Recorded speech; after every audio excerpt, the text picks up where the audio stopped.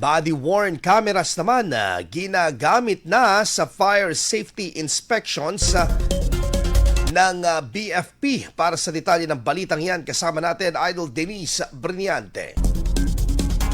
104.7 IFM Report.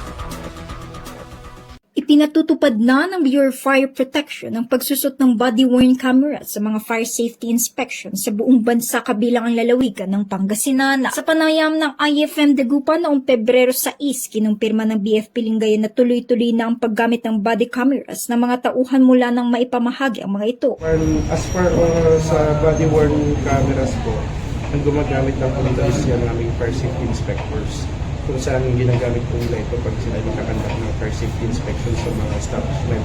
Ang purpose naman po ng body-worn cameras is yung transparency po ng trabaho ng BFP in terms po sa fire safety inspection. Ayon sa BFP, naka-record mula simula hanggang matapos ang bawat inspeksyon ng mga aktibidad bilang bahagi ng direktiba ng DILG na naglalayong palakasin ng transparency at accountability sa serbisyo. Dagdag pa ng BFP Lingayen, magsisilbi rin itong proteksyon hindi lamang para sa mga bumbero kundi pati sa publiko at sa mga may-ari ng establishmento sakaling magkaroon ng reklamo o hindi pagkakaunawaan sa panahon ng inspeksyon. Maganda rin po na may body-worn cameras para makita po ng mga mamamayan ng trabaho ng BFP.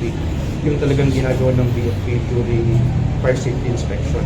Kasama mo mula rito sa IFM News Dagupan, ito si Idol Denise Brillante, Tata, IFM.